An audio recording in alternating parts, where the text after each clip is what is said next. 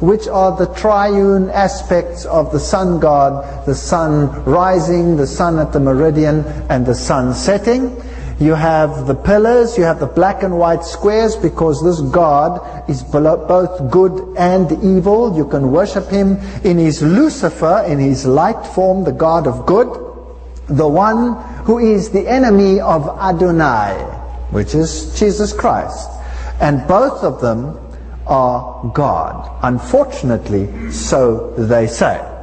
What is more, you'll find symbols of this deity leading up to this famous star that is situated in the east, which is the dog star, which is Sirius, which is the symbol of Lucifer, because it is the brightest star in the heavens. You will notice crosses and keys and anchors and all these systems as you travel up this ladder of Freemasonry, which is a ladder of works. You obtain your points, as it were, as you travel up. And then you have a north, a east, a south, and a west in the tracing board.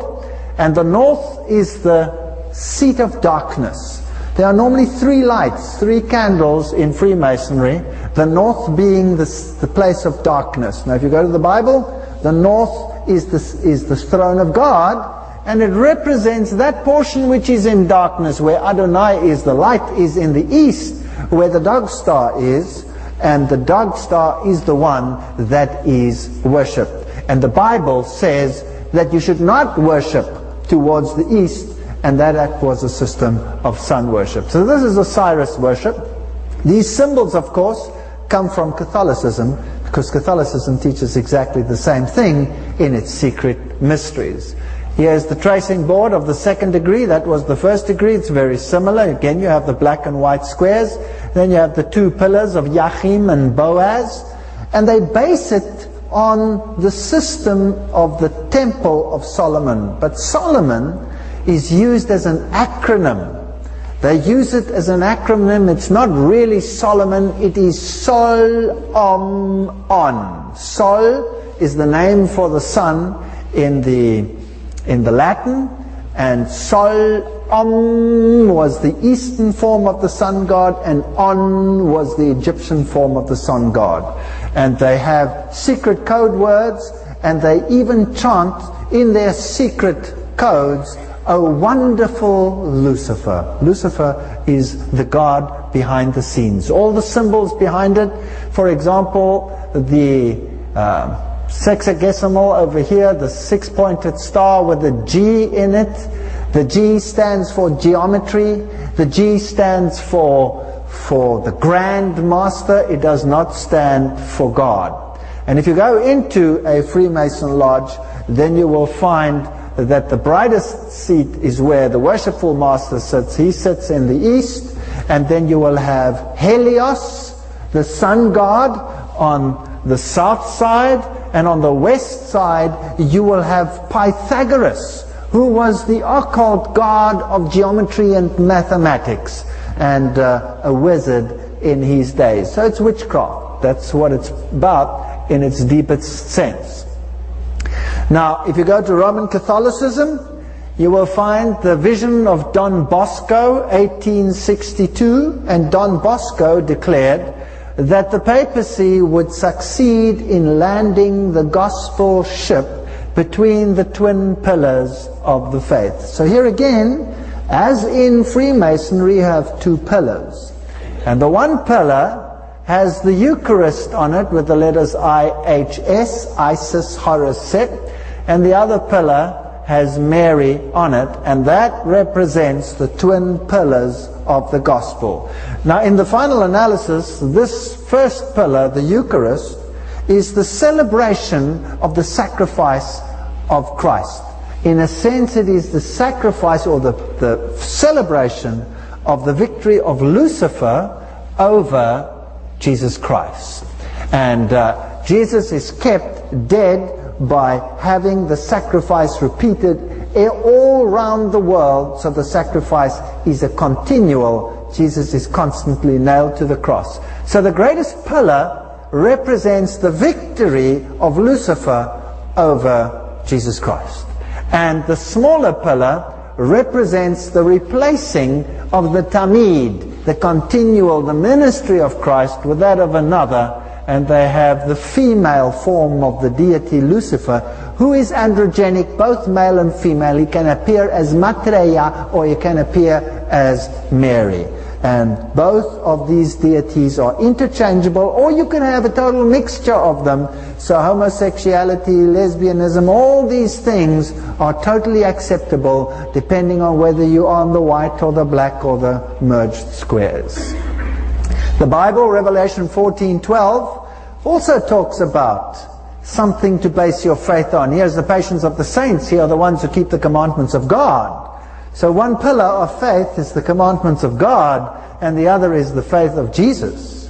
Whereas in Luciferian worship, it is the victory over Jesus and the replacing of Jesus which take the place of those two components. And these two world systems are coming into collision. And that's where the rubber will meet the road. Let's go into the book of amulets. New Age teaches about trinkets and amulets and little charms and things like that, and they have all kinds of shapes and sizes. We'll be dealing with them as we go into Freemasonry. It also teaches about the cosmic keys, 2 keys, which were the keys to heaven and to hell, and who is the one who holds the keys today? Who's the high priest of the keys in the world?